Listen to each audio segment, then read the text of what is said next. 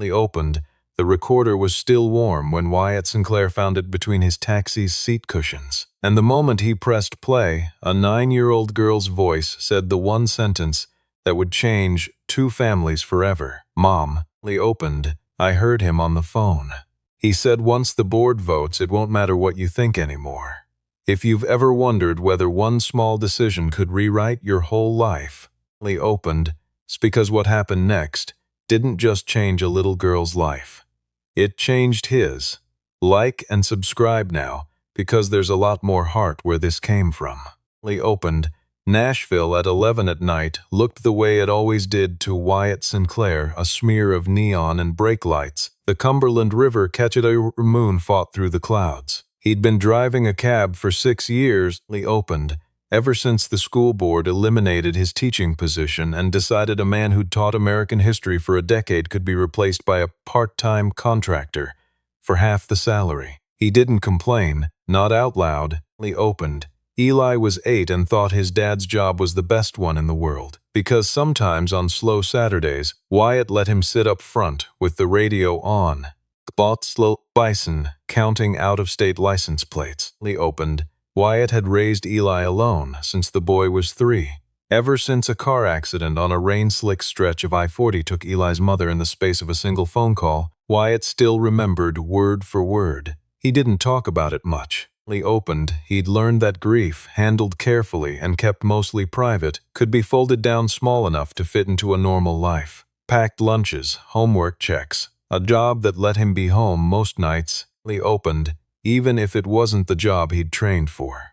He'd built an entire second identity out of the wreckage of the first. A title who lost everything but Eli's dad. A title that fit better than any suit ever had. Opened. That night's last fare had been unusual. A flustered nanny bundled a 9-year-old girl out of the cab in front of a brownstone in Belle Meade, tossing a 20 over the seat without waiting for change. Opened. The girl had been quiet the whole ride, hugging a small silver recorder to her chest like a stuffed animal, occasionally whispering to it too softly to hear over the radio. Opened. Wyatt hadn't thought much of it, until he was parked outside his own duplex, porch light flickering the way it had for 3 weeks, because he hadn't found time to fix it. Opened, and his foot bumped something small and hard beneath the passenger seat. He almost left it for tomorrow. Opened. He was tired in the particular hour shifts, and a body that had stopped being 25 a long time ago. But something about the little device, engraved with the initials GC, in carefully opened looping script, made him sit back down in the driver's seat and press the single round button on its side. A child's voice filled the cab, small and brave and trying so hard to sound older than she was. Hi, Mom. It's Grace. Opened. I know you're not going to hear this for a while, because Miss Patterson said you're in meetings until really late, since I probably won't be awake when your birthday. Since I probably won't be awake when you get home. A pause. Opened. The rustle of fabric. A breath. I wanted to tell you I'm proud of you, even when Uncle Preston makes that face at you during dinner. Another pause. Longer. Opened. And when she spoke again, her voice had dropped to something conspiratorial and frightened. Mom, I heard him on the phone last night. He didn't know I was in the hallway. He said something about the Highline documents. Opened. It once the board votes thinks anymore. He sounded happy about it, Mom, and that scared me, because you never sound happy when you talk about Uncle Preston. I didn't know who else to tell. Opened. I'm sorry if this is dumb. I just wanted you to know. Happy birthday. The recording clicked off. Wyatt sat in the dark lawn, engine ticking as it cooled, thinking about Eli asleep 2 blocks away. Opened. About how easily a child's world could tilt sideways without any adult noticing, and about how a 9-year-old girl had trusted a machine with something she was too scared to say to an adult's face. Opened.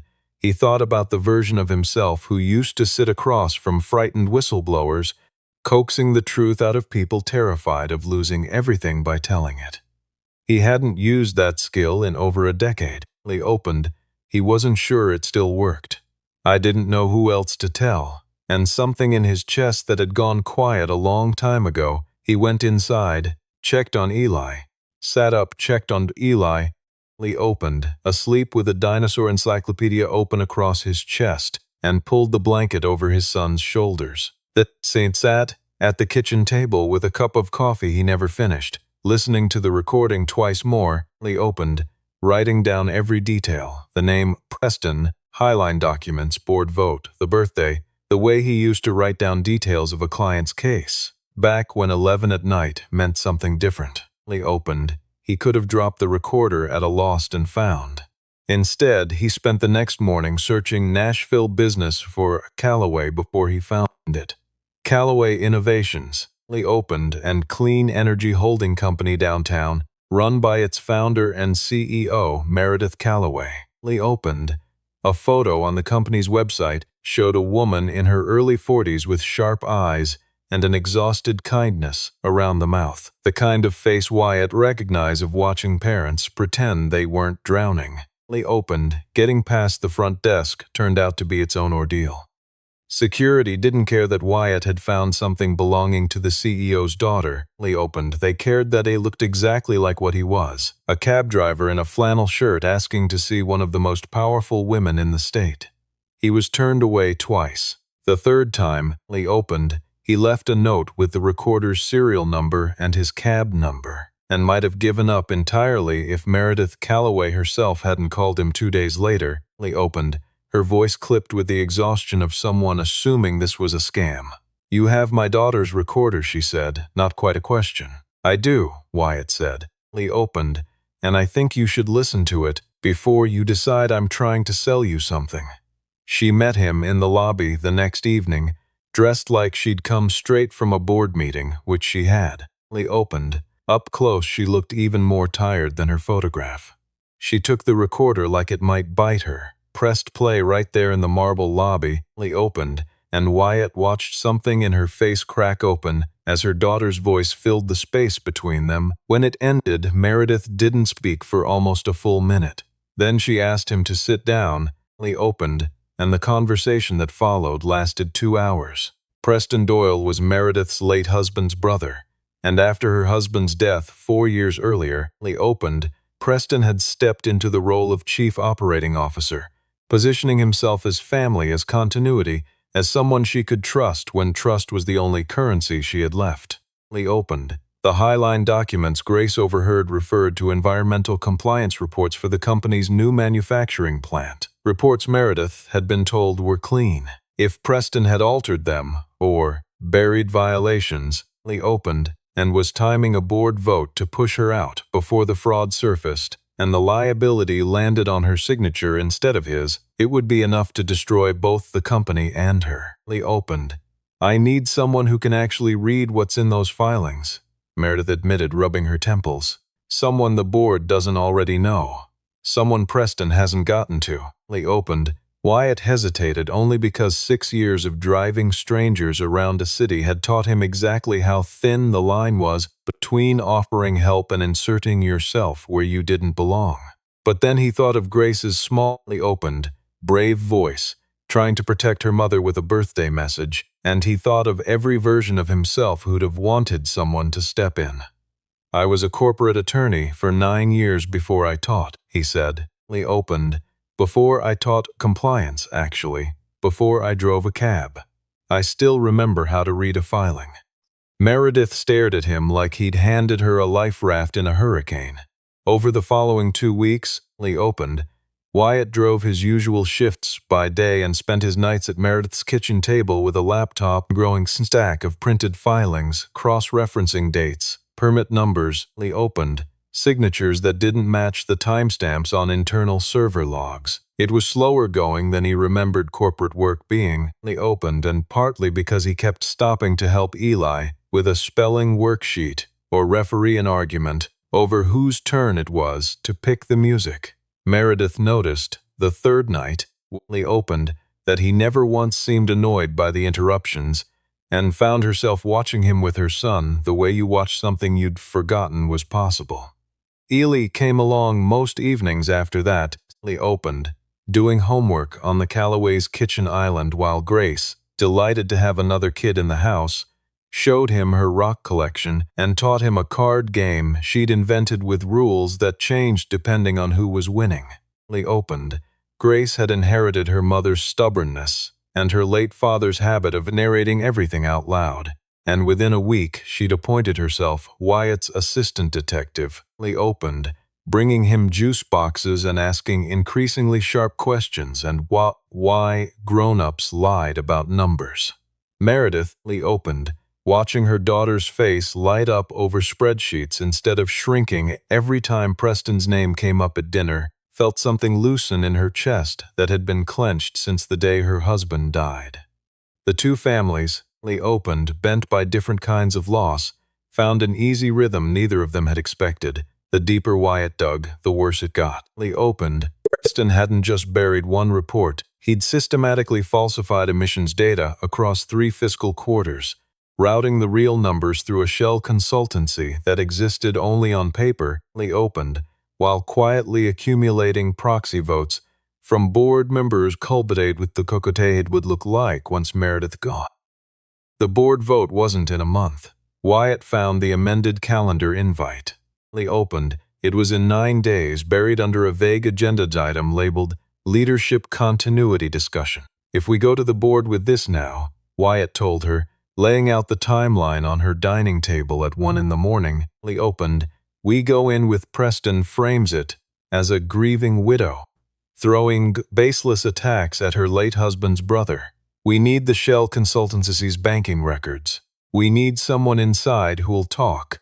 Opened, that someone turned out to be Renee Ashford, an environmental compliance officer who'd been quietly documenting her own suspicions for months, but had been too afraid of Preston's retaliation to come forward alone. Opened, Wyatt spent 3 evenings simply listening to her, the same way he'd learned to listen to nervous fares in the back of his cab, before she finally agreed to hand over the records that closed every remaining gap. Opened, the night before the board meeting, Wyatt barely slept. He sat at his own kitchen table, long after Eli had gone one more time, terrified of her, the version of tomorrow where Preston talked his way out of it. Opened, terrified of the version where he'd let a grieving woman trust a stranger with her company's future and gotten it wrong. The board meeting fell on a gray Tuesday morning. Opened, rain streaking the floor-to-ceiling windows of Callaway Tower's 40th floor. Wyatt sat in the back of a mahogany conference room, saw to hand right to be in, watching Meredith stand at the head of a table full of people who, opened, 9 days earlier, might have voted to reform. She laid out Preston's fraud methodically, without a single rate voice, falsified data beside real numbers, timestamps beside altered timestamps. Opened, bank transfers beside the shell company that received them. Preston's face went from confident to furious in about 6 minutes, and he tried to interrupt twice. Opened, his voice cracking on the second attempt in a way that told everyone in the room more than his words did. A silver-haired board member who'd known Meredith's late husband for 30 years finally set down his pen. Opened, I think we've heard enough, Meredith. Go ahead and finish. By noon, Preston Doyle had been escorted from the building by security, his access badge deactivated before he reached the elevator. Opened, the board voted unanimously, not to remove Meredith but to commend her, and to open a formal investigation that would, in the following months, opened, result in federal charges against her former brother-in-law for securities and environmental fraud. That evening, Meredith found Wyatt in the parking garage, leaning against his taxi. Opened, waiting to make sure she was all right before he drove home.